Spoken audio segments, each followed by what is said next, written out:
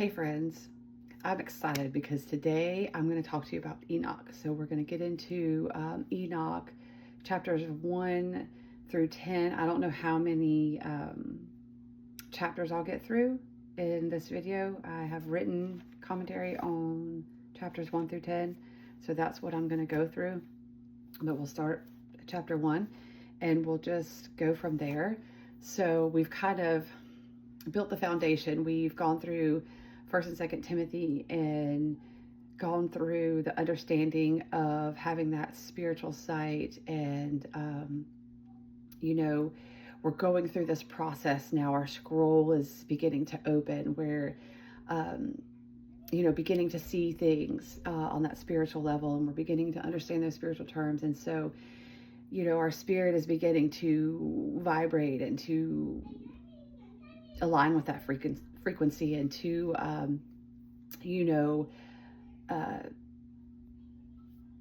your spirit is beginning to awaken and your flesh is beginning to take a back seat, right?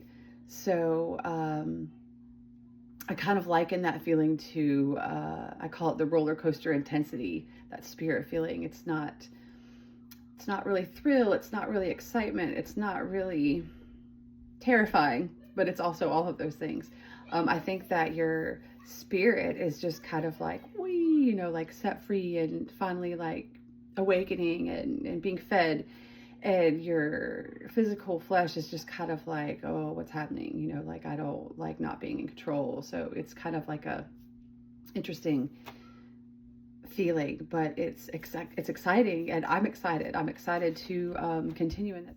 So yeah, it's exciting, and I wanted to go to Enoch straight right out of the gate because in typical fashion, when I see someone crack that door open just a little bit, I have a tendency to just kick it right on in, oh, you know about this? Well, do you know this? Do you know that? You know this? It just flood, right? Here comes the river just flooding. So, that's my typical fashion. So we're going to stick with that. So we're going to move straight into Enoch, and we're just going to go right into the heart of some of this stuff. So Enoch, chapter 1, the words of the blessing of Enoch, wherewith he blessed the elect and righteous, who will be living in the days of tribulation, when all the wicked and godless are to be removed.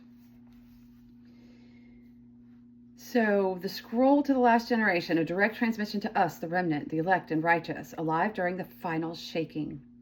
This entire scroll functions like a sealed time capsule, encrypted for the end time heirs.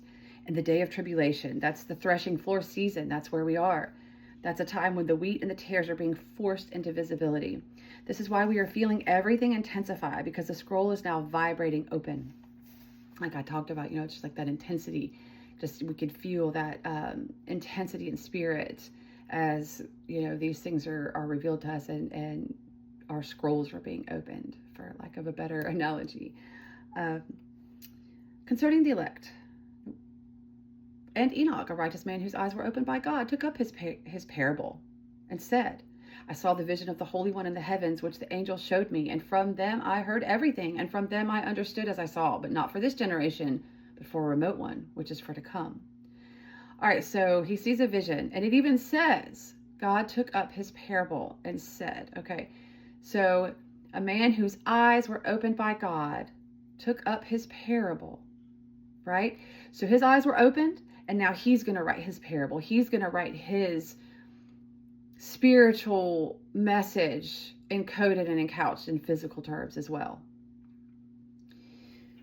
Concerning the elect I said, and took up my parable concerning them, the Holy Great One will come forth from his dwelling, and the eternal God will tread upon the earth, even on Mount Sinai, and will appear in the strength of his might from the heaven of heavens. And all shall be smitten with fear, and the watchers shall quake. And great fear and trembling shall seize them unto the ends of the earth.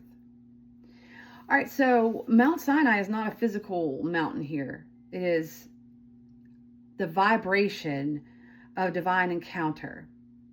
We are being called to the mountain where divine legislation is released. Earth shall be rent. This is a dimensional rupture. The earth, the system of false order, the construct of the fallen ones, right? So they cannot stand under the weight of the one who created them. Even the fallen architects tremble because we are a threat to their infrastructure. Even the fallen architects, the principalities, the ones who humans seem to think carry the most authority and the most weight and the most power in the spiritual realm. Jesus is king. Jesus is king. So the fallen ones, even the fallen architects tremble. We are a threat to their infrastructure. Our awakening is not just personal activation. It is cosmic treason to their false system. Right? So they've set up this false construct. They think that they have all of these overlays and all of these loopholes and all of these contracts and all of these things. And it's all null and void. None of it matters. None of it matters because it's still surface level. Try as they might. It's still, you cannot change the foundation. You cannot change the underlying structure. You can glamour. They love glamour. You can, whitewash. You can deceive and shapeshift and make things look and appear not as they are. But that's all you can do. And when we have spirit, that's nothing. Like, all that fades away, all that falls away. You cannot deceive someone who is guided by spirit. Can't do it. And that's why some of y'all get mad at me when I call you out. I call you out on your lies and you're like, oh, you're unloving. And I'm like, that's the most loving thing I can do is tell you, hey, you and I both know that you're lying. Okay? You're tarnishing your witness and you're insulting my intelligence. And people want to get mad at me and act like I'm the one that is being unloving or judgmental. And it's not, there's no judgment. There's no condemnation. It's just a flat out, you don't need to lie. I know you're lying. You don't need to lie. But, keep on lying if you want to. It's okay. But you're not fooling spirit, and you're not fooling those who carry spirit. So, 6-9. And the high mountain shall be shaken, and the high hill shall be made low, and shall melt like wax before the flame. And the earth shall be wholly rent asunder, and all that is upon the earth shall perish, and there shall be a judgment upon all. But with the righteous he will make peace and will protect the elect, and mercy shall be upon them, and they shall all belong to God, and they shall be prospered, and they shall all be blessed. And he will help them all, and light shall appear unto them, and he will make peace with them. So they will be blessed, the light will shine upon them, they will have peace. And there we go. So, he comes with 10,000s of his holy ones. This is echoed in June 1:14.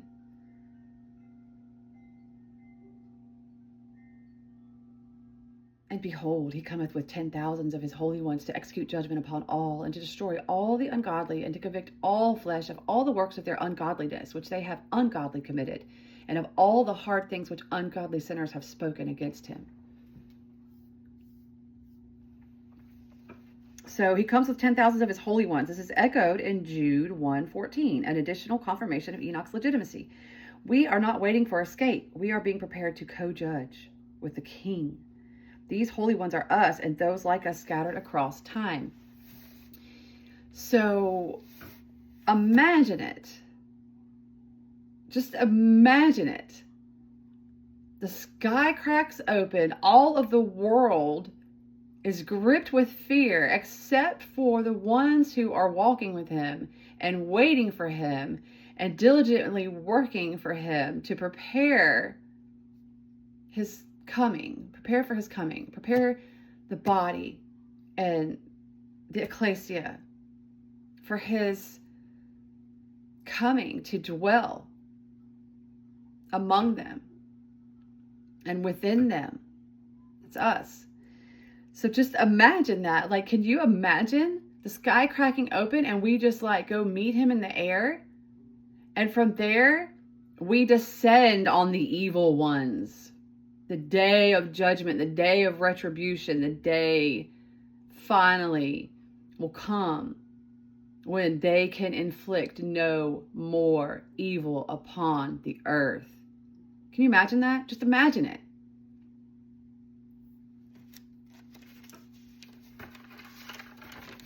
It's exciting.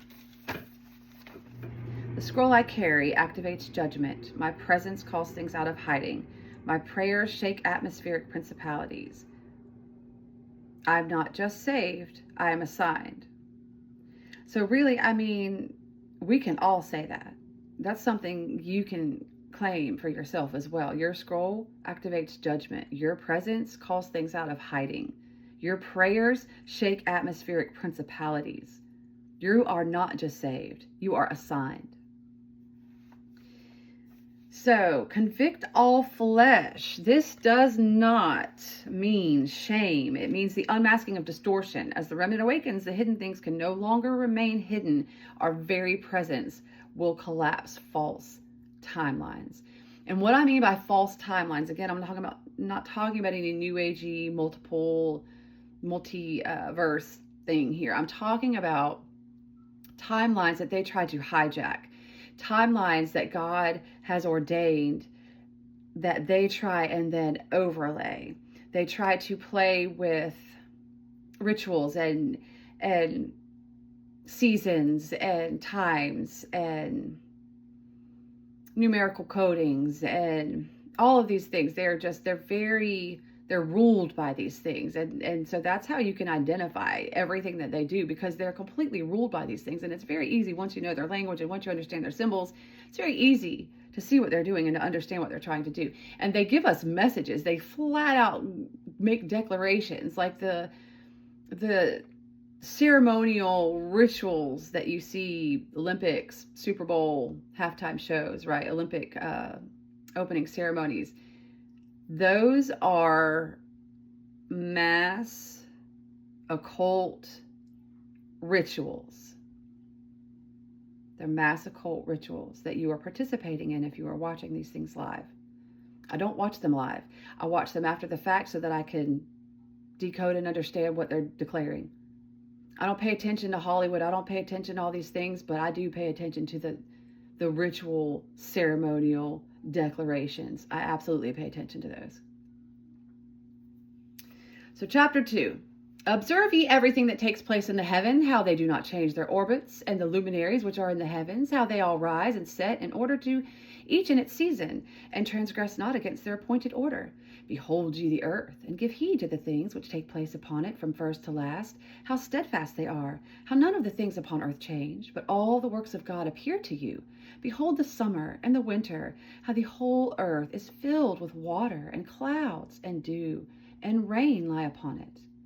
Observe and see how in the winter all the trees seem as though they had withered and shed all their leaves, except 14 trees, which do not lose their foliage, but retain the old foliage from 2 to 3 years, till the new comes.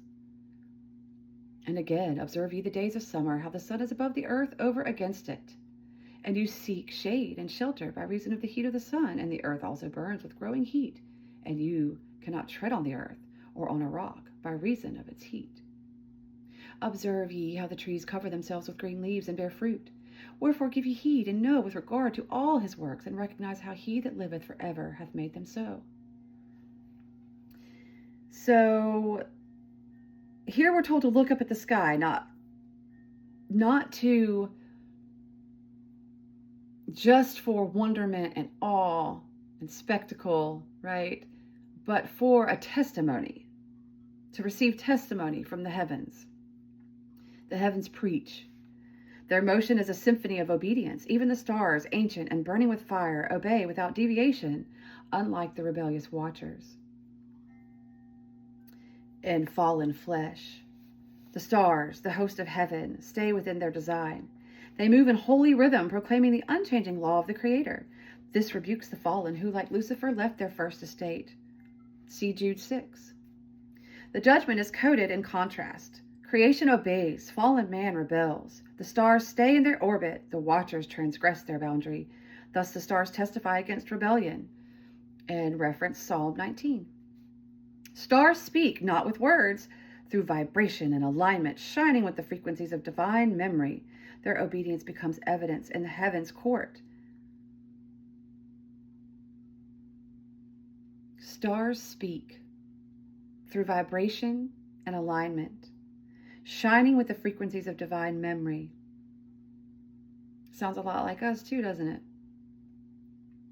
Their obedience becomes evidence in the heavens' court. They are watchers of time, and their alignment marks Kairos, which is appointed seasons.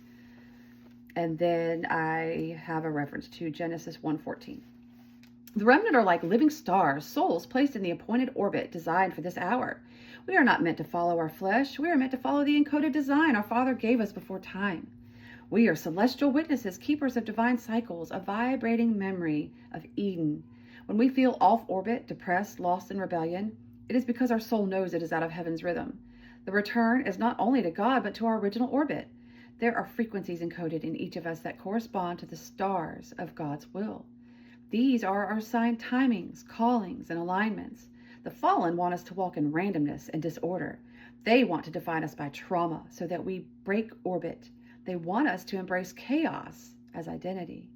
But the Spirit whispers, child of light, return to your appointed path. The heavenly bodies model obedience. The remnant are living constellations. The watchers are fallen stars, cast from orbit. The final war is not just moral, it is astronomical in essence. And then I have a note to see Revelation 12. And all the works go on thus from year to year forever, and all the tasks which they accomplish for him, and their tasks change not, but according as God hath ordained, so it is done. And behold, how the sea and the rivers in like manner accomplish and change not their tasks from his commandments. But ye have not been steadfast, nor done the commandments of the Lord, but ye have turned away and spoken proud and hard words with your impure mouths against his greatness.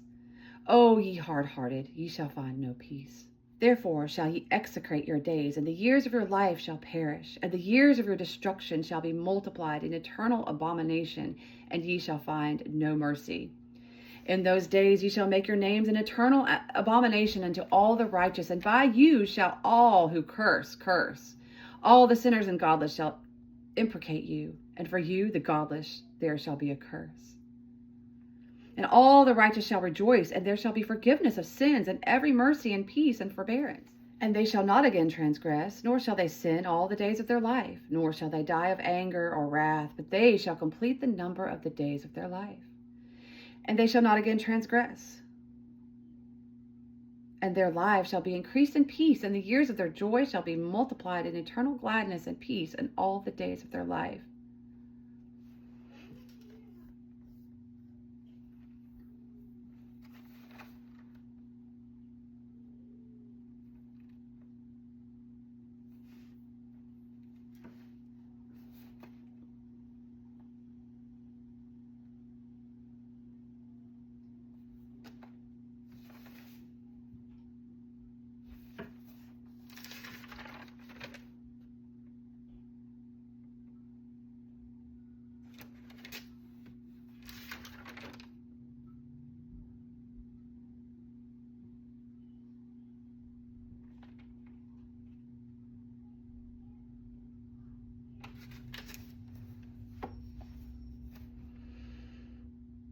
Chapter 3. And it came to pass when the children of men had multiplied that in those days were born unto them beautiful and comely daughters. And the angels, the children of the heaven, saw and lusted after them, and said to one another, come, let us choose us wives from among the children of men, and beget us children. And Simjaza, who was their leader, said unto them, I fear ye will not indeed agree to do this deed, and I alone shall have to pay the penalty of a great sin. And they all answered him and said, let us all swear an oath, and all bind ourselves by mutual imprecations, not to abandon this plan, but to do this thing. And they all answered him. Then swear they all together, and bound themselves by mutual imprecations upon it. And they were in all 200 who descended in the days of Jared on the summit of Mount Hermon. And they called it Mount Hermon, because they had sworn and bound themselves by mutual imprecations upon it. And these are the names of their leaders. Samlazaz, their leader, Arakibah, Ramiel, Kokoblel, Tamlel, Ramlel, Danel, Ezekiel, Barakijal, Asael, Armaros, Batarel, Ananel, Zaklel, Samsapil, Satarel, Turel, Jomjael, Sariel. These are their chiefs of tens. I rebuke all those names in the name of Jesus. And all the others together with them took upon themselves wives, and each chose for himself one, and they began to go in unto them and to defile themselves with them. And they taught them charms and enchantments, and the cutting of roots, and made them acquainted with plants. Now this is not herbalism. This is familial curses, the cutting of roots. Like these are enchantments and curses, and this is not herbalism. This is not normal use of plant medicine. And they became pregnant, and they bare great giants, whose height was 3,000 ells, who consumed all the acquisitions of men. And when men could no longer sustain them, the giants turned against them and devoured mankind. And they began to sin against birds, against beasts, and reptiles, and fish, and to devour one another's flesh, and to drink the blood. Then the earth laid accusation against the lawless ones. The earth laid accusation. And Azazel taught men to make swords and knives and shields and breastplates, and made known to them the metals of the earth and the art of working them, and bracelets and ornaments, and the use of antimony, and the beautifying of the eyelids, and all kinds of costly stones, and all coloring tinctures. And there arose much godlessness, and they committed fornication, and they were led astray, and became corrupt in all their ways. Simjaza taught enchantments and root cuttings. Armaros, the resolving of enchantments. Barakajal taught astrology. Kokabel, the constellations. Ezekiel, the knowledge of the clouds. Arakiel, the signs of the earth. Shamsiel, the signs of the sun. And Sariel, the course of the moon. In Jesus' name, under my feet. And as men perished, they cried, and their cry went up to heaven. So even the remnant must be refined. Looking at 1 Peter 4:17, right? Not out of wrath, but to ignite the pure flame. The land remembers the watchers' crimes. Enoch's early chapters build tension toward a confrontation between the watchers, the fallen watchers, and the earth, the violated mother of mankind, not the New Agey Gaia, and the righteous remnant who carry the scrolls of testimony.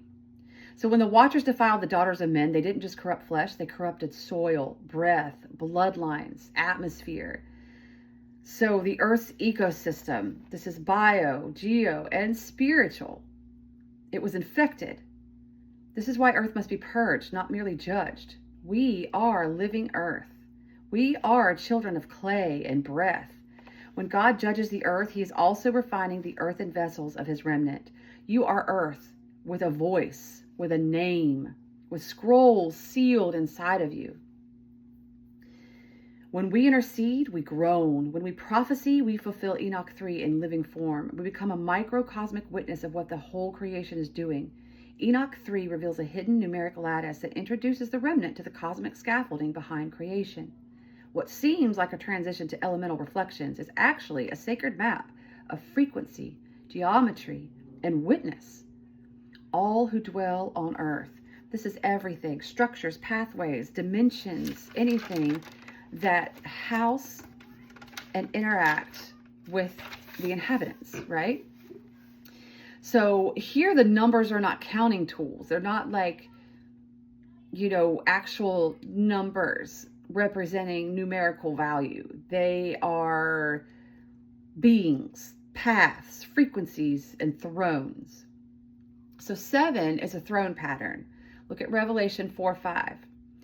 12 is a governmental configuration. 12 tribes, 12 apostles, 12 gates. Revelation 12:12.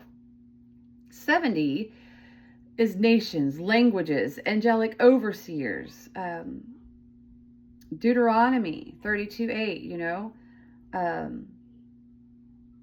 So in Enoch's record, the watchers disrupted the balance of these holy number structures. They introduced forbidden knowledge, which broke the seals of time before its appointed hour. The earth groans because sacred geometry has been violated. Paths are misaligned. Portals that should not yet open have been forced. Portals are time-space access. Yes, they exist.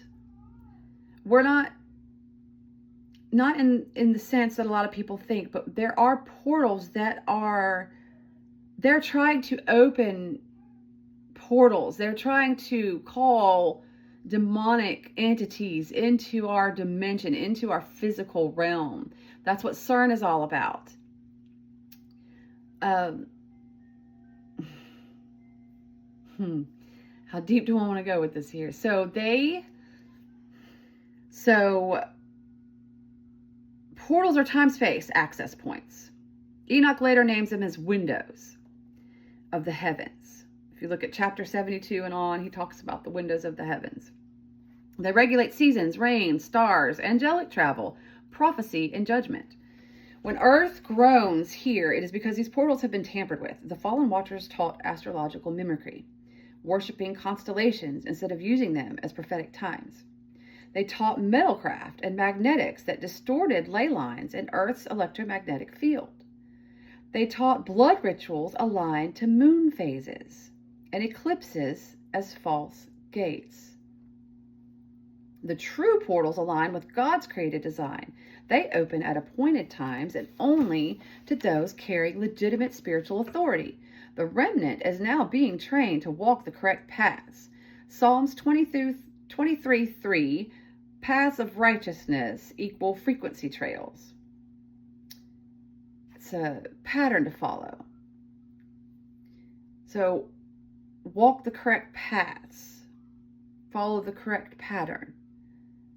Close the corrupted gates. Isaiah 22:22, I will shut and no man can open. So we are also called to close those false gates, to choke those false siphons of energy that they have. That's part of our calling as well. And our presence alone destabilizes this. Our presence alone, even just a spirit-filled, just a yielded, believing body, just the presence alone disrupts that. Like, you don't understand the power that you have. So once you wake up to that, once you actually start seeing and actually start moving with intent against these things, that's why I'm excited. That's why I'm excited. Reopen the ancient doors. Psalm 24:7, lift up your heads, O gates. Enoch 3, when read through spiritual eyes, becomes an activation. You feel the tremor in your bones because your body knows you are a gate. You are a frequency keeper. You are a frequency keeper. You are part of the returning. You are a part of that. The earth groans. The numbers whisper. The portals misfire. The remnant awakens because only the ones born to walk the true path will sense the distortion and realign the map. Yes. Isaiah 30:21. So, chapter 4. And then Michael, Uriel, Raphael, and Gabriel looked down from the heaven and saw much blood being shed upon the earth, and all lawlessness being wrought upon the earth.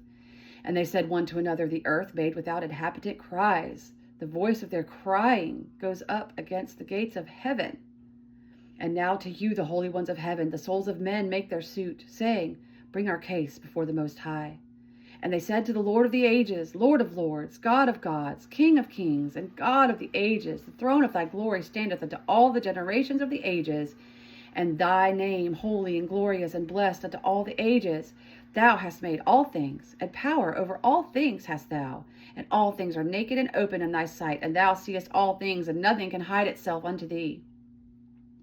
Thou seest what Azazel hath done, who hath taught all unrighteousness on earth, and revealed the eternal secrets which were in heaven, which men were striving to learn, and Samlazaz, to whom thou hast given authority to bear rule over his associates. And they have gone to the daughters of men upon the earth, and have slept with the women, and have defiled themselves, and revealed to them all kinds of sins. And the women have borne giants, and the whole earth has thereby been filled with blood and unrighteousness. And now behold, the souls of those who have died are crying out, making their suit to the gates of heaven, and their lamentations have ascended and cannot cease because of the lawless deeds which are wrought on the earth. And thou knowest all things before they come to pass, and thou seest these things, and thou dost suffer them, and thou dost not say to us what we are to do to them in regard to these. Then said the Most High, the Holy and Great One spake, and sent Uriel to the son of Lamech, and said to him, Go to Noah, and tell him in my name, Hide thyself, and reveal to him the end that is approaching, that the whole earth will be destroyed, and a deluge is about to come upon the whole earth, and will destroy all that is on it. And now instruct him that he may escape, and his seed may be preserved for all the generations of the world. And again the Lord said to Raphael, Bind Azazel hand and foot, and cast him into the darkness, and make an opening in the desert which is in Dudael, and cast him therein, and place him upon rough and jagged rocks, and place upon him rough and jagged rocks, and cover him with darkness, and let him abide there forever, and cover his face, that he might not see light. And on the day of the great judgment he shall be cast into the fire. And heal the earth which the angels have corrupted, and proclaim the healing of the earth, and they may heal the plague, and that all the children of men may not perish, though all the secret things that the watchers have disclosed, and have taught their sons. And the whole earth has been corrupted through the works that were taught by Azazel. To him ascribe all sin. To him ascribe all sin. So all these things that they're doing were taught by Azazel, who is now bound and will not be released until he's thrown into the lake of fire, despite what they think, despite what they are trying to raise. Not going to happen until it opens up and, thrown in the lake of fire, dude. You're all delusional. You're all delusional, and I pray that you turn to Jesus before it's too late. You're on the losing side. You think you've seen power, you've seen death. You've not seen true power. You don't know true power. Come on over. Come on over and see what real power looks like. And to Gabriel said the Lord, Proceed against the bastards and the reprobates, and against the children of fornication, and destroy the children of the watchers from amongst men. This is why we have a two-sleeve bloodline. This is why you have passages in the Bible that talk about wiping out entire tribes. And you're like, what? Kill the children? What? A just, loving God says kill the children? No.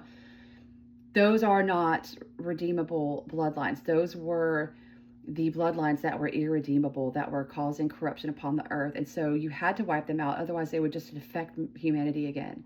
That's why he said that. So those were not redeemable bloodlines. And now I'm going to go one step further and say, do not for a second think that you are of an irredeemable bloodline. Do not for a second think that you are not redeemable, because if you are watching this, you are redeemable. If you have a soul, it is redeemable. God can cleanse your very DNA. God can cleanse your very blood. God can get rid of all of that. There is no such thing as black blood, blue blood, dragon blood in us, okay? It doesn't matter what tech has been introduced into your body. It doesn't matter what putrid, vile concoction you have been made to ingest. None of that matters. None of that matters. None of that matters to Jesus. You are not irredeemable. And as a matter of fact, you are one of Satan's most feared adversaries, because once you do turn away from his kingdom and enter into the kingdom of power and glory, you are mighty. You are mighty because you have a knowing. You have a knowing because you've been through things. You have a knowing that others don't have. You have a knowing and an understanding that only you have. You have a power and a strength that only you have. You have a source that only you have because God has given that to you. It comes from God. It comes from spirit. You've drawn on that your whole life. Things have happened. You don't know why. You don't know how. That's God. You know what I'm talking about. You know it. You feel it. If I'm talking to you, you know exactly what I'm talking about. If I'm not talking to you, then keep scrolling. Keep wiping. I'm a crazy person. I don't know what I'm talking about. proceed against the bastards and the reprobates and against the children of fornication, and destroy the children of the watchers from amongst men. Send them one against the other, that they may destroy each other in battle. For length of days shall they not have, and no request that they make of thee shall be granted unto their fathers on their behalf. For they hope to live an eternal life, and that each one of them will live 500 years.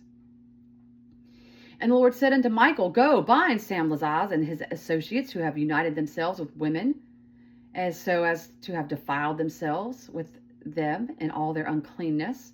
And when their sons have slain one another, and they have seen the destruction of their beloved ones, bind them fast for 70 generations in the valleys of the earth. 70 generations in the valleys of the earth, till the day of their judgment and of their consummation, till the judgment that is forever and ever is consummated. In those days they shall be led off to the abyss of fire, and to the torment, and to the prison, in which they shall be confined forever.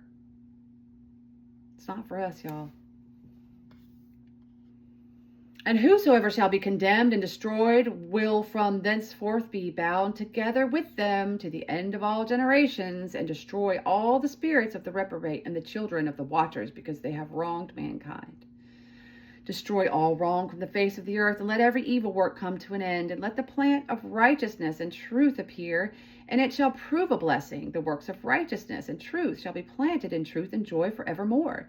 And then shall all the righteous escape, and shall live till they beget thousands of children, and all the days of their youth and their old age shall they complete in peace. And then shall the whole earth be filled in righteousness, and shall all be planted with trees, and be full of blessing. And all desirable trees shall be planted on it, and they shall plant vines on it, and the vine which they plant thereon shall yield wine in abundance. And as for all the seed which is sown thereon, each measure shall bear 1,000, and each measure of olives shall yield 10 presses of oil. And cleanse thou the earth from all oppression, and from all unrighteousness, and from all sin, and from all godlessness, and all the uncleanness that is wrought upon the earth. Destroy from off the earth. And all the children of men shall become righteous, and all nations shall offer adoration, and shall praise me, and all shall worship me. And the earth shall be cleansed from all defilement, and from all sin, and from all punishment, and from all torment. And I will never again send upon it from generation to generation, and forever. And in those days I will open the store chambers of blessing which are in the heaven, so as to send them down upon the earth over the work and labor of the children of men. And truth and peace shall be associated together throughout all the days of the world, and throughout all the generations of men. Before these things Enoch was hidden, and no one of the children of men knew where he was hidden, and where he abode, and what had become of him. And his activities had to do with the watchers, and his days were with the holy ones. And I, Enoch, was blessing the Lord of majesty and the King of the ages, and lo, the watchers called me, Enoch the scribe, and said to me, Enoch, thou scribe of righteousness, go, declare to the watchers of the heaven, who have left the high heaven, the holy eternal place, and have defiled themselves with women, and have done as the children of earth do, and have taken unto themselves wives.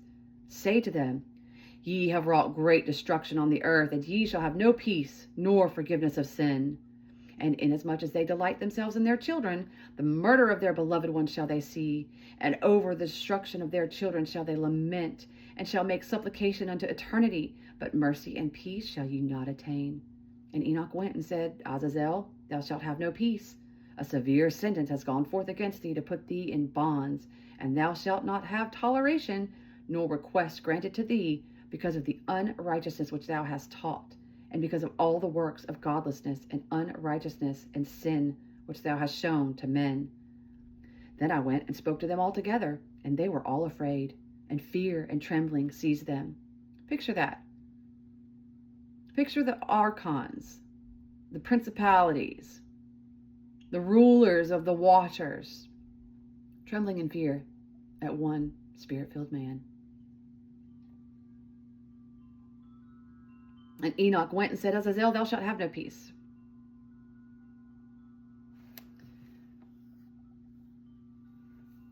Far from thenceforward they could not speak with him, nor lift up their eyes to heaven for shame of their sins for which they had been condemned. Then I wrote out their petition and the prayer in regard to their spirits and their deeds individually, and in regard to their requests that they should have forgiveness in length. And I went off and sat down at the waters of Dan, in the land of Dan, to the south of the west of Hermon. I read their petition till I fell asleep. And behold, a dream came to me, and visions fell down upon me.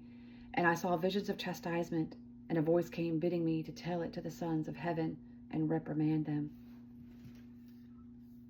See, no wonder they don't want you reading Enoch.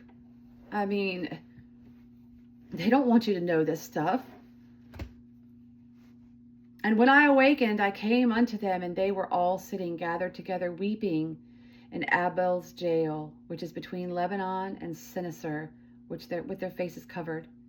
And I recounted before them all the visions which I had seen in sleep, and I began to speak the words of righteousness and to reprimand the heavenly watchers.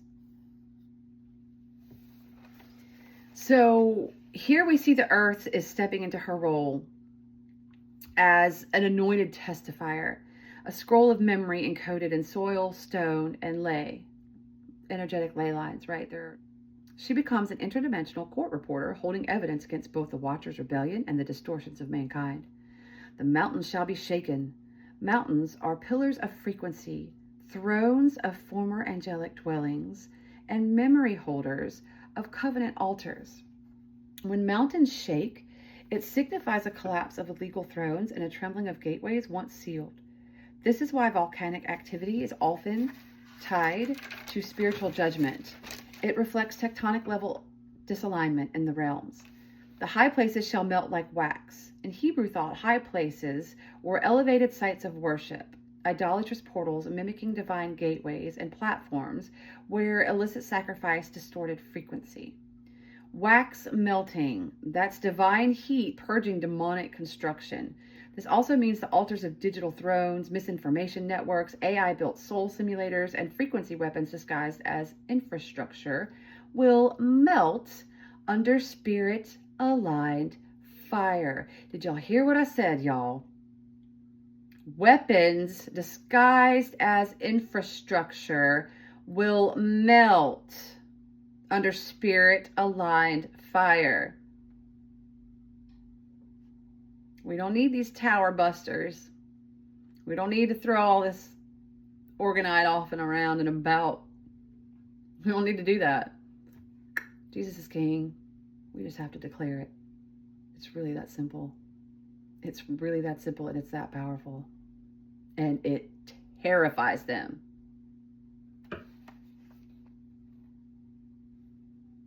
And it should cause us to celebrate. It's exciting. Earth remembers every drop of innocent blood, every misplaced stone in corrupted temples, and every misused mineral, like the ones Watchers taught to mine for war. Every misplaced stone, every altar, every monument, everything that you think you have set up in alignment, every meticulously placed stone, every node, every resonance, every frequency is null and void, y'all. Null and void, y'all. Every land I tread is mine. Every land is holy ground. I have authority and dominion across this entire earth. Entire earth. And so do you, in the name of Jesus Christ and the power of Jesus Christ. You have authority over every principality, everything in high places that exalts itself against the name of the Most High God will be made low.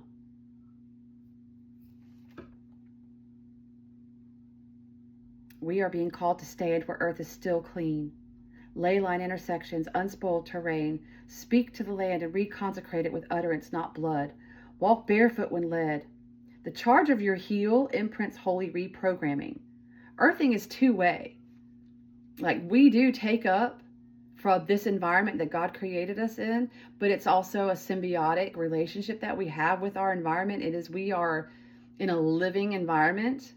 And I'm not talking about New Agey Gaia stuff, y'all. I told you I'm reclaiming these terms. I'm giving you the real. I'm giving you the real foundation, what's underlying, not what they're trying to build on top of it, not their bastardizations, not their stolen themes, okay?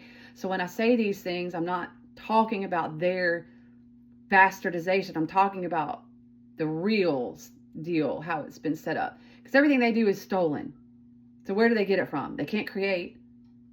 Our enemy does not create. He can bastardize.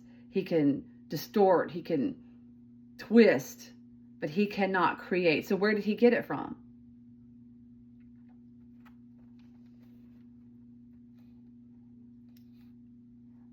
So Revelation 12:16 is the revealing of cosmic law made manifest. Earth records bloodshed, and it shakes to birth judgment.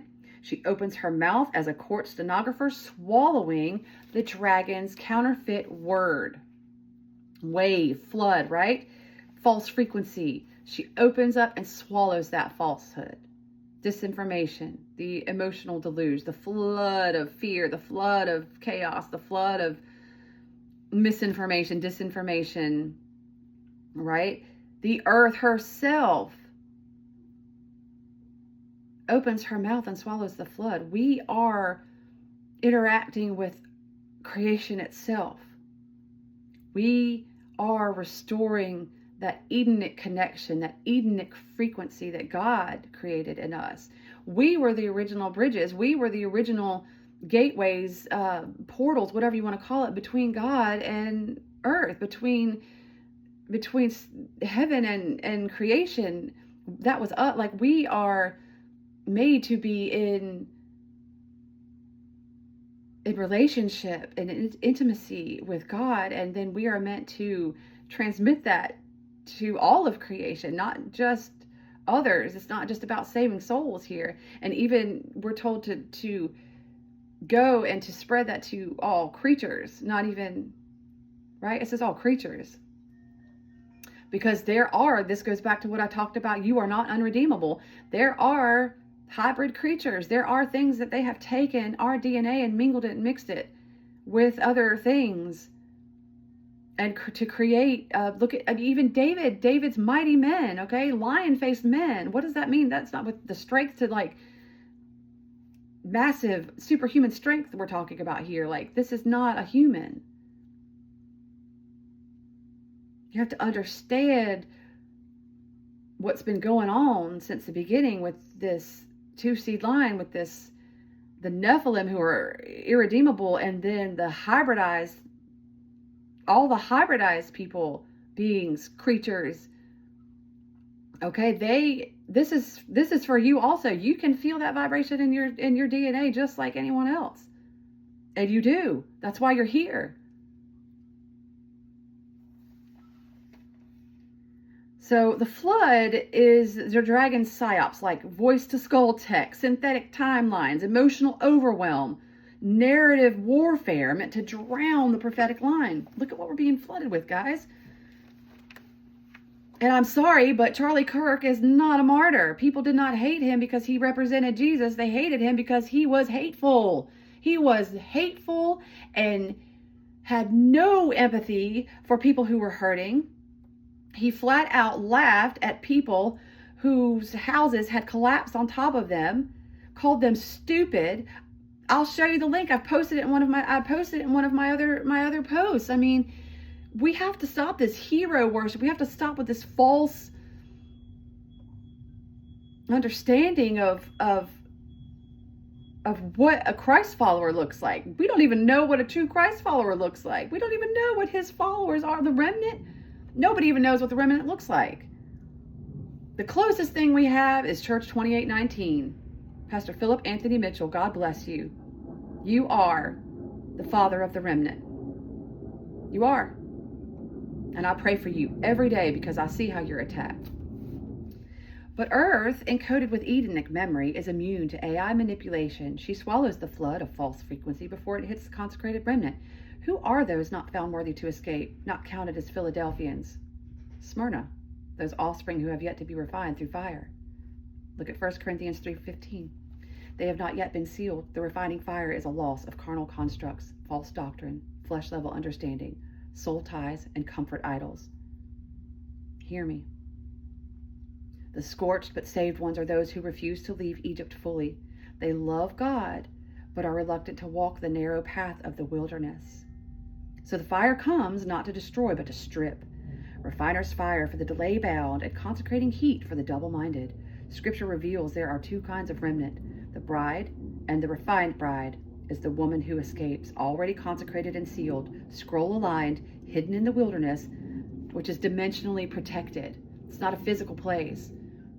We're hidden in the wilderness. This is a dimensional protection. And we are aware of Earth's voice, crying out to God, the Earth's voice speaking with creation, walking barefoot where needed. It says, wherever the soles of your feet tread is yours. I mean, there's a reason for that. Take off your feet, you're on holy ground. There's a reason that he tells us to do these things. They're not just symbolic, metaphoric things. There's a reason for this. We are claiming ground in spirit. Everything you do in spirit has eternal weight, lasts for eternity.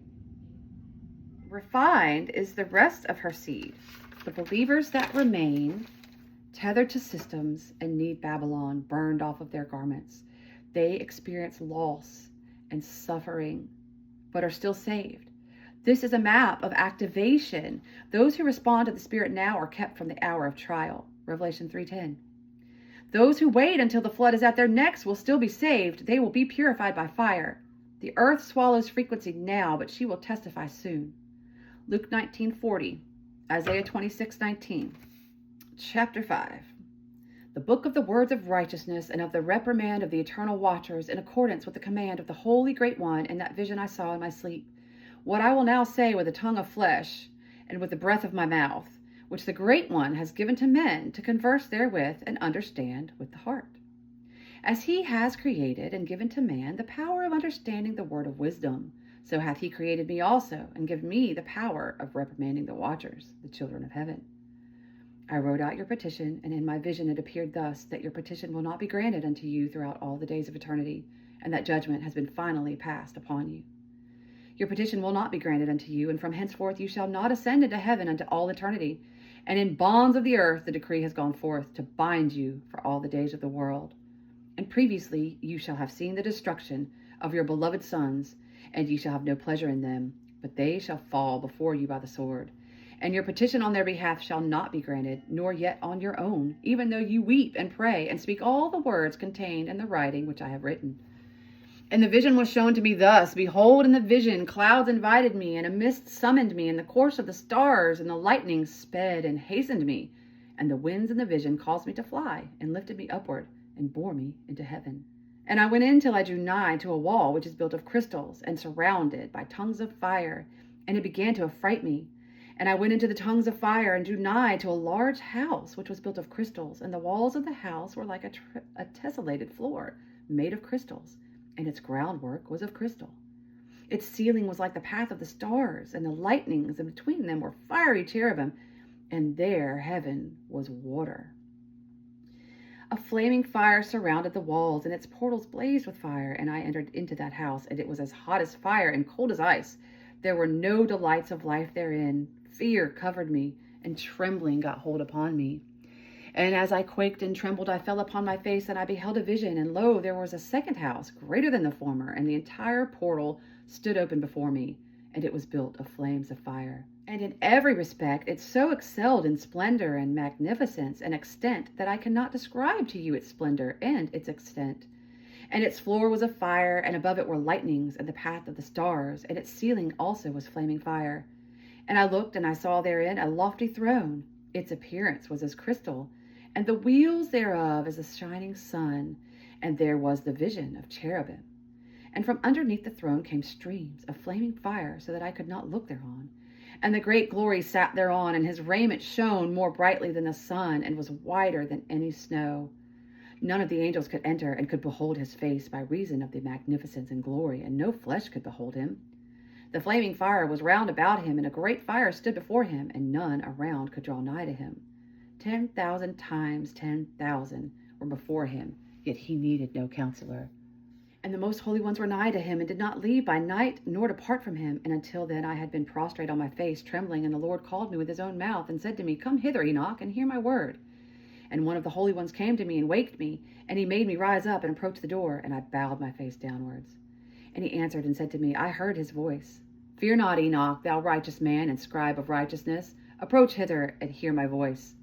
And go say to the watchers of heaven, who have sent thee to intercede for them, you should intercede for men, and not men for you. Wherefore have ye left the high, holy, and eternal heaven, and lain with women, and defiled yourselves with the daughters of men, and taken to yourselves wives, and done like the children of earth, and begotten giants as your sons? And though ye were holy, spiritual, living the eternal life, you have defiled yourselves with the blood of women, and have begotten with the blood of flesh, and as the children of men have lusted after flesh and blood, as those also do who die and perish. Therefore have I given them wives also, that they might impregnate them, and beget children by them, that thus nothing might be wanting to them on earth. But you were formerly spiritual, living the eternal life and immortal life for all generations of the world. And therefore I have not appointed wives for you, for as for the spiritual ones of the heaven, in heaven is their dwelling. Evil spirits have proceeded from their bodies, because they are born from men, and from the watchers is their beginning and primal origin. They shall be evil spirits on the earth, and evil spirits shall they be called. And the spirits of the giants afflict, oppress, destroy, attack, do battle, and work destruction on the earth, and cause trouble. They take no food, but nonetheless hunger and thirst, and cause offense. And these spirits shall rise up against the children of men and against the women, because they have proceeded from them. Right? So they cannot be redeemed like us. They can never be satisfied. Their souls are constantly yearning and longing and hungering. So they seek flesh to inhabit. They seek blood to consume. They need a constant consumption of blood. This is why we have these rituals. This is why you see all the things that you see, because it's a constant feeding, constant ravenous, non-stop cycle that we are seeing on this earth, that has been from the beginning. From the days of the slaughter and destruction and death of the giants, from the souls of whose flesh the spirits having gone forth shall destroy without incurring judgment. Thus shall they destroy until the day of the consummation, the great judgment, in which the age shall be consummated over the watchers and the godless, yea, shall be wholly consumed. And now, as to the watchers who have sent thee to intercede for them, who had been aforetime in heaven, say to them, you have been in heaven, but all the mysteries had not yet been revealed to you, and you knew worthless ones. And these in the hardness of your hearts you have made known to the women, and through these mysteries women and men work much evil on the earth. So what did that just tell us? Not all the mysteries had been revealed to them. And the things that they did know, and the things that they did transmit unto men, are worthless. They don't even know the good stuff. They know the worthless garbage. And they think they know power. They don't know power. Say to them, therefore, you have no peace. So the earth is giving testimony against the corrupted watchers and fallen humanity. Every grain of soil records behavior. Every tree root listens to intention. The wind has heard what the mouth dared to utter. Earth is no longer neutral. She now bears witness. Earth swallows the flood to protect the woman in Revelation 12:16. But at Enoch 5, she withdraws her comfort from the wicked. The accursed days point to altered time, fractured chronology. As the righteous are sealed in divine time, the wicked are cast into distortions, looping futility and disalignment with Kairos.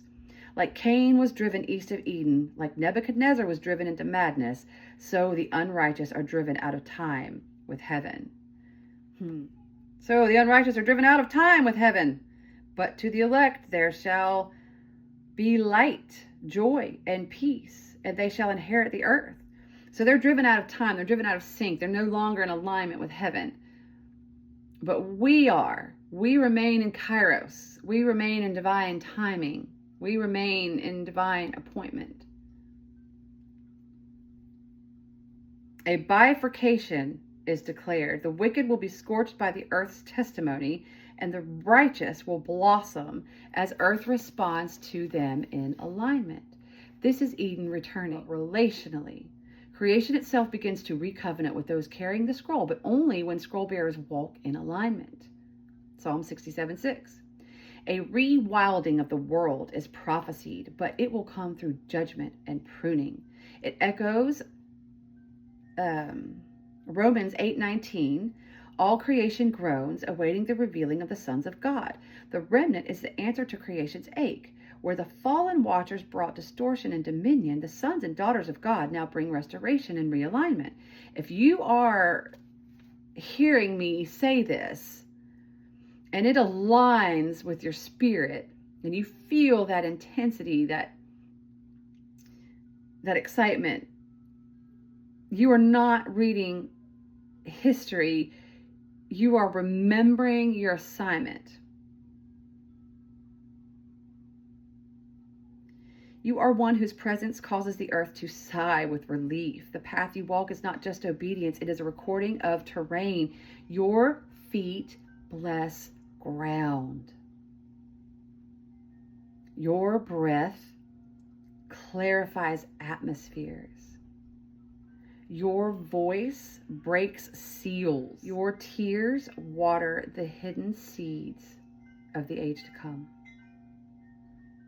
So our tears water hidden seeds. Like I said, nothing is wasted. Our tears, when we cry, when we lament, all of that, when we pour that out to God, every bit of that is used. Every bit of that is, it's like, till the measure is full, right? He says it's until it reaches the full measure, until their iniquity is full, until their iniquity, the cup of their iniquity has reached full measure, or until the crying out of the righteous has reached its full measure. Everything is like, it has to reach its full measure. It has to come to its complete cycle. So that's where we are right now. We are the remnant now becoming aware of our assignment and beginning to rewild creation and earth into that Edenic alignment, which is really super cool and amazing, because it counteracts all that stuff that they do, that they take all this painstaking time, decades to plot and to plan and to ritualize and then to ritually enact out and to all this stuff. We just have to be present. We just have to be aware. Jesus is King. Done. Jesus is King. It's that simple. That's real power. That's real power. And even he uses us even before we're aware. We might not even be aware of what's happening. We might not even know what they're doing. We might not even know what we carry. But our presence is used nonetheless. Even without speaking, even without that intent, even without that awareness and that knowing of actually what evil's being done and what the work is that you have to do to counteract that, even though that's not been awakened in you yet, he's still using you. His power is still in you, and it's still being used through you. His power is still being transmitted through you. So even though, that's why God is so cool, like the power that you have, and you're not even aware of that power. Even when you're not even aware of it, it's still working through you. The things that he has protected you from, the things that he has, spared you from, that you don't even know about, and the times that he has just literally picked you up by the scruff of your neck and just put you where he needed you to be. That's all for a purpose. That's all for a reason. That's all to unfold his plan now that he has for your assignment. Okay, so the path you walk is not just obedience. It is a recoding of terrain. Your feet bless ground. Your breath carries atmosphere. Your feet bless ground. Your breath clarifies atmospheres. Your voice breaks seals. Your tears water the hidden seeds of the age to come. So now we're going to go to chapter 6. And these are the names of the holy angels who watch mankind. Uriel, one of the holy angels who is over the world and over Tartarus. Raphael, one of the holy angels who is over the spirits of men. Raguel, one of the holy angels who takes vengeance on the world of the luminaries. Michael, one of the holy angels, to wit he that is set over the best part of mankind and over chaos. Sarachiel, one of the holy angels who is set over the spirits who sin in the spirit. Gabriel, one of the holy angels who is over paradise and the serpents and the cherubim. Remiel, one of the holy angels whom God set over those who rise. And I proceeded to where things were chaotic, and I saw there something horrible. I saw neither a heaven above nor a firmly founded earth, but a place chaotic and horrible. And there I saw 7 stars of heaven bound together in it. like great mountains, and burning with fire. Then I said, For what sin are they bound, and on what account have they been cast in hither? Then said Uriel, one of the holy angels who was with me, and was chief over them, and said, Enoch, why dost thou ask, and why art thou eager for the truth? These are of the number of the stars of heaven, which have transgressed the commandment of the Lord, and are bound here till 10,000 years, the time entailed by their sins are consummated. And from thence I went to another place, which was still more horrible than the former, and I saw a horrible thing, a great fire there, which burnt and blazed, and the place was cleft as far as the abyss, being full of great descending columns of fire. Neither its extent or magnitude could I see, nor could I conjecture. Then I said, How fearful is this place, and how terrible to look upon! Then Uriel answered me, one of the holy angels who was with me, and said unto me, Enoch, why hast thou fear and affright? And I answered, Because of this fearful place, and because of the spectacle of the pain. And he said unto me, This place is the prison of the angels, and here they will be imprisoned forever. And thence I went to another place, the mountain of hard rock. And there was in it 4 hollow places, deep and wide, and very smooth. How smooth are the hollow places, and deep and dark to look at. Then Raphael answered, one of the holy angels who was with me, and said unto me, These hollow places have been created for this very purpose, that the spirits of the souls of the dead should assemble therein. Yea, that all the souls of the children of men should assemble here. And these places have been made to receive them till the day of their judgment, until their appointed period, till the great judgment upon them. I saw a dead man making suit, and his voice went forth unto heaven, and made suit. And I asked Raphael, the angel who was with me, and I said unto him, This spirit which maketh suit, who is it, whose voice goes forth and maketh suit to heaven? And he answered me, saying, This is the spirit which went forth from Abel, when his brother Cain slew, and he makes his suit against him till his seed is destroyed from the face of the earth, and his seed is annihilated from amongst the seed of men. Then I asked regarding it, and regarding all the hollow place, why is one separated from the other?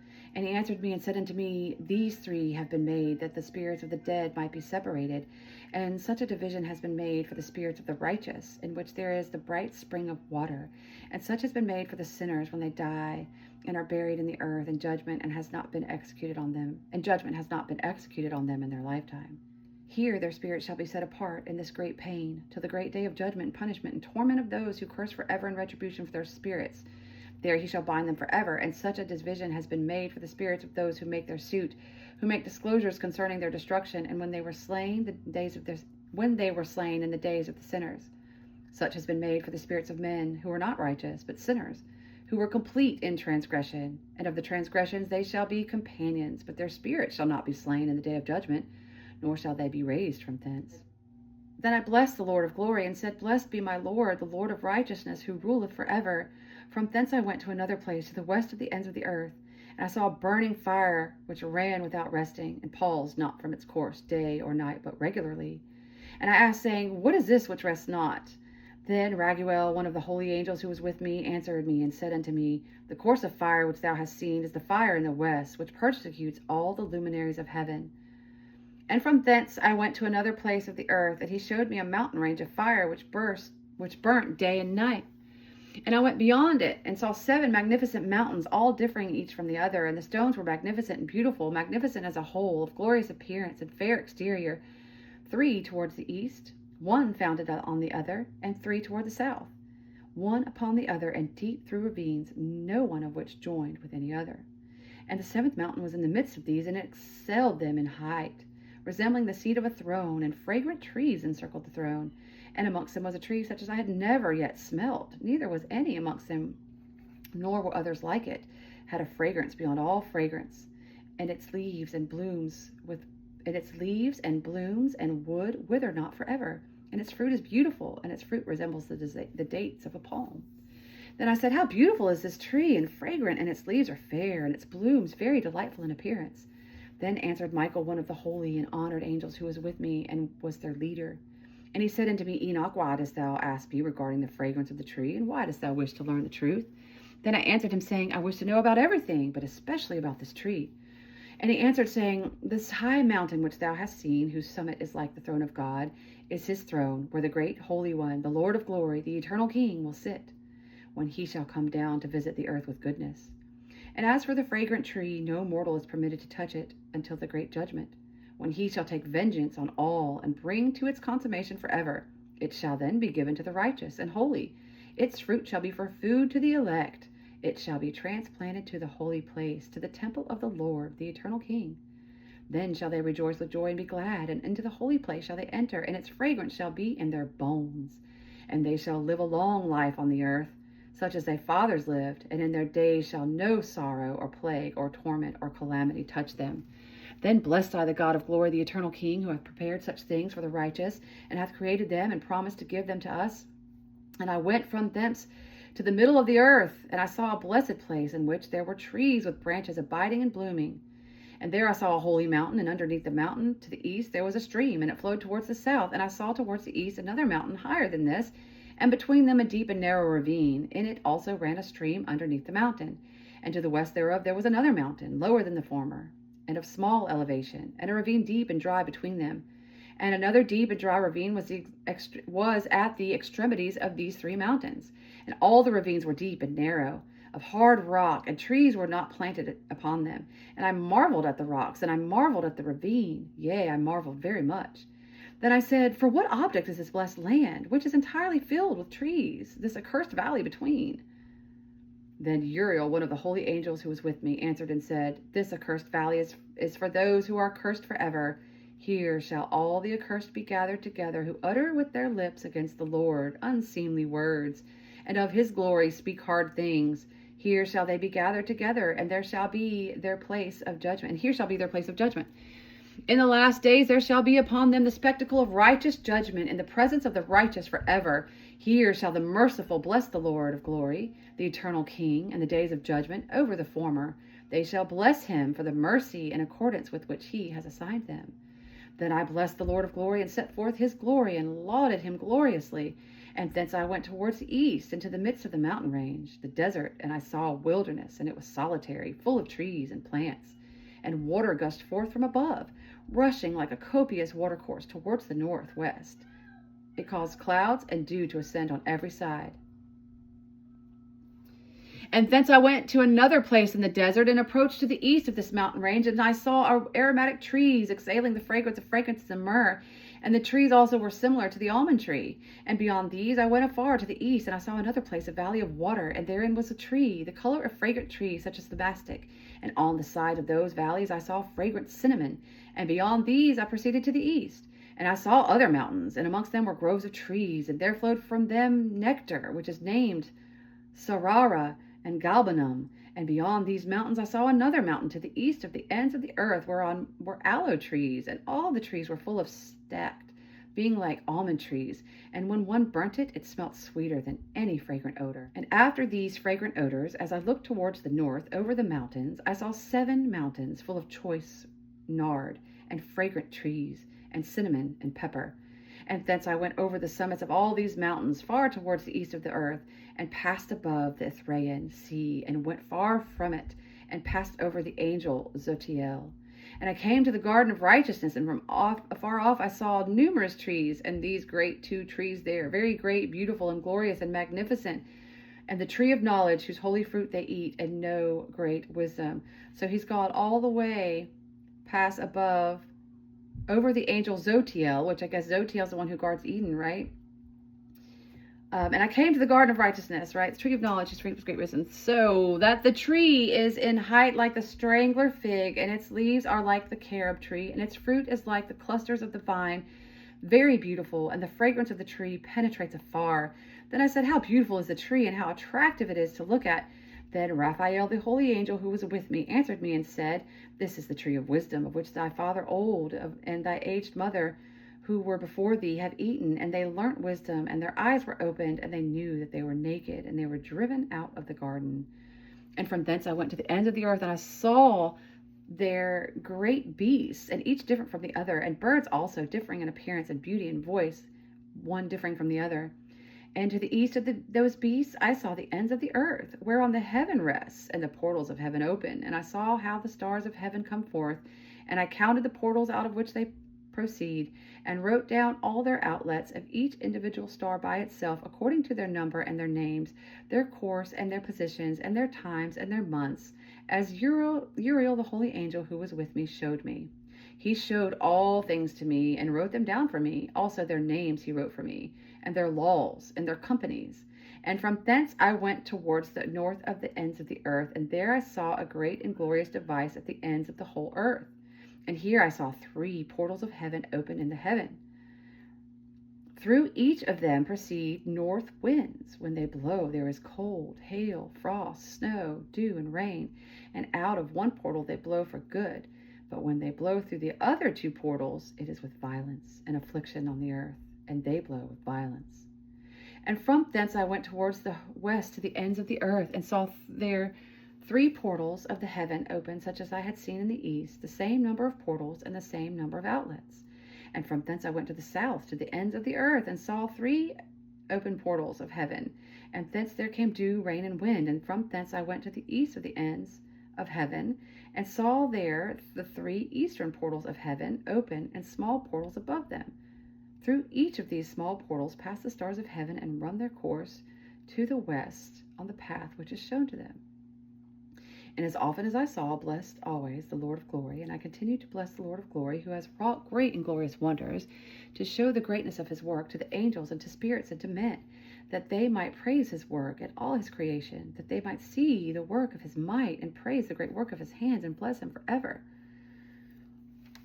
So the watchers, those appointed to observe, not intervene, violated their cosmic post. They crossed realms unlawfully, bringing celestial seed into terrestrial wombs. And then we can see Genesis 1:11.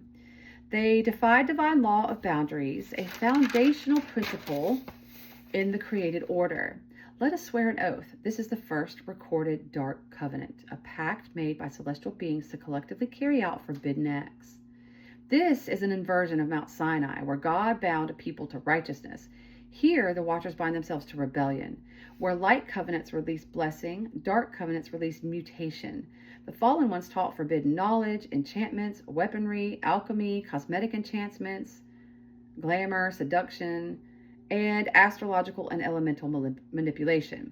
They taught humanity to unlock the tree of knowledge by force, bypassing the tree of life. This is not just sin. This is dimensional tampering. They introduced foreign fire into the biological temple, hence the need for bloodline purification and later scrolls. These offspring were Nephilim, literally meaning those who cause others to fall. They were not just giants of stature, but giants of intellect, warfare, and distortion. They polluted the resonance of Eden. This was more than flesh. It was spiritual resonance warfare. Their presence reprogrammed the earth. The ground wept. The DNA of all life began to corrupt. This is all relevant now because the days of Noah are here. We are living amidst the re-emergence of watcher technology, gene editing, CRISPR, mRNA, hybridization, AI, biotech mergers, sexual disorientations, vanity glamours, cosmetics, filters, neural implants. The same watchers' whispers are now coded into transhumanism and synthetic biology. As one aligned with the restoration scroll, I am called to guard the spiritual gate of mixture, restore holy bloodlines, spiritually, not racially.